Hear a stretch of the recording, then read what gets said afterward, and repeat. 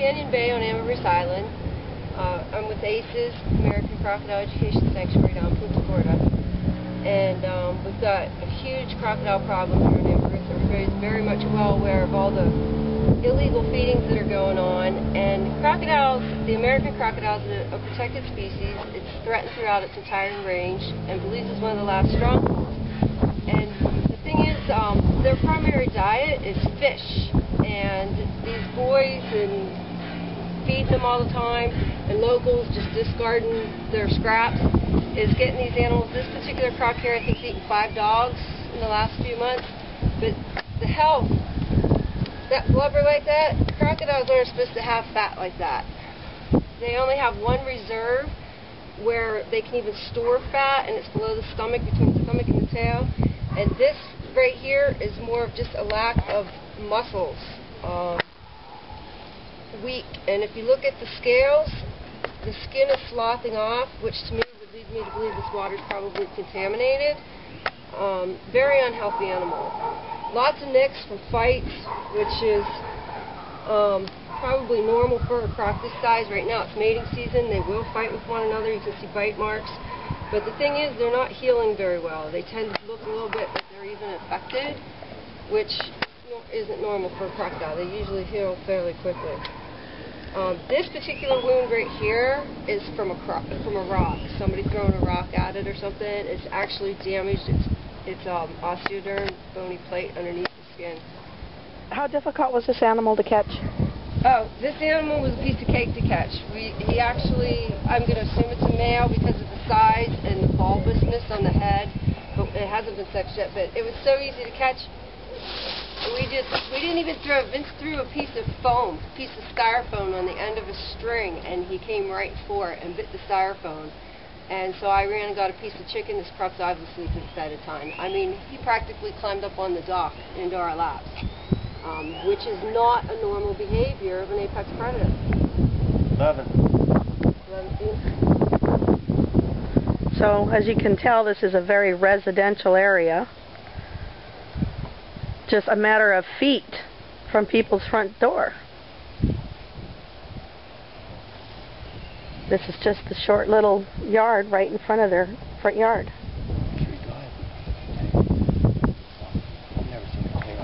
Oh yeah, on a crocodile, the strongest part of their body is their tail.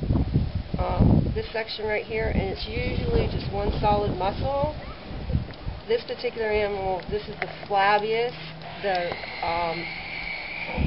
least muscularity that I've ever seen on a croc, especially an animal this size. It shouldn't shake like that. It should be just one solid, strong muscle. So when you captured it, did it even get in the water? He death rolled a few times, but he could barely turn himself over. I think only, maybe 6 times. Very slow. Not like you see a wild croc like that. I mean, it was just like kind of like, ooh, I'm going to roll over now. And is this because of his obesity or his health that he couldn't fight you the way he did? Their metabolism, give them chicken all the time like people were doing, and eating this food waste and scraps that's not getting the proper nutrition. Not only is he like overweight and out of shape from it, they can also suffer gout from an improper diet. So you won't really be able to assess his full health until you get him down to ACES, right? Right. We'll take all the proper measurements, collect the scientific data, and this particular animal is going to have a blood sample taken and sent somewhere, preferably in the United States, for testing to see if any toxins turn up in its blood. Will there be any other kind of tests like that taken? The other 2 crocs, yeah, that we just got from over where the dredging is occurring right now, we're going to send blood samples back on them as well. Probably just take water samples from both areas as well. So what kind of future does this croc have? Unfortunately, captivity or death. This animal was going to be shot sooner or later. We just found a dead croc the other day that was killed by human hands, and it was only a 4-footer. As I said, it is illegal to even touch these. ACES has permits to be able to do this. We work with the Belize Forest Department, and he'll have to be put in captivity for the rest of its life because He has no fear of humans whatsoever. This croc is totally capable of taking it down an adult human being. Unfortunately, you can't train a crocodile not to go get chicken once you fed him chicken. It's in his brain, he'll always do it. You can't untrain a crocodile to not want the human food now and associate it with a human. So once they've learned that, there's no unlearning it. There's no unlearning it. Right. Yeah, this croc's really unhealthy. Oh, he's the most unhealthy croc I've ever seen. Skin is just absolutely terrible. And how can you tell that? The reason he's getting beat up so much is he can't swim fast. He's so out of shape? Yep. Yeah, so out of shape and improper diet. The wounds of a crocodile it's just the way they're healing. They're not really healing. There's a mark of infection over top of them.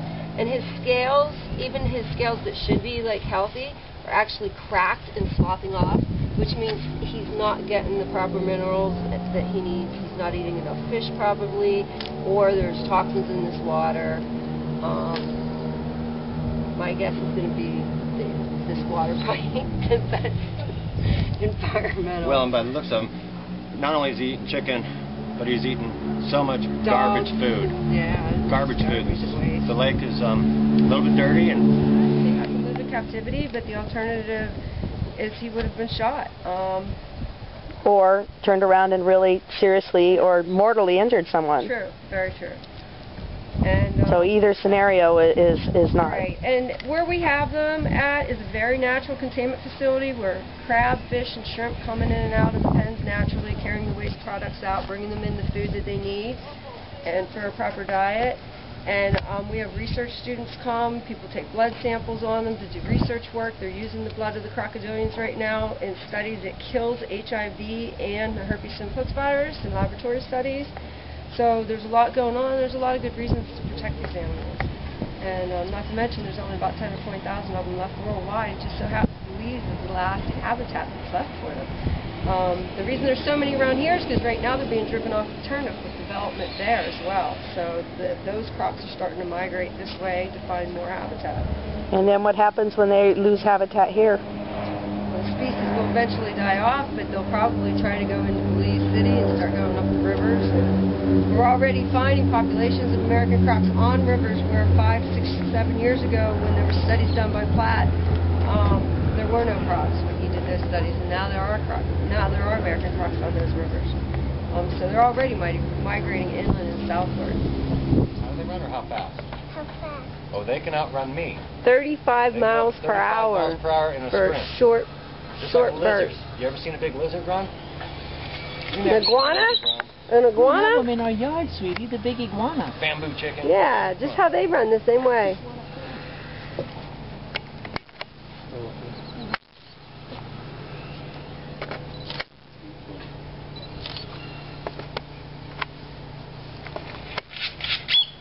If I gave you M&Ms every day for free, every day I came to your house and gave you some M&Ms, would you take them? And eat them? And eat them? Yeah. And what would happen? You'd drag it fat, but every day you'd expect me to come get you M&Ms. But they're no good for you every day. Same like chicken on this. Once he eats chicken, You give chicken every day? for many, many years, the young kids feed him, yes. They gave us chicken. It's well known on the island. Everyone talks about it. We've seen them. We've seen them do it. And the way the croc behaves. His behavior tells you.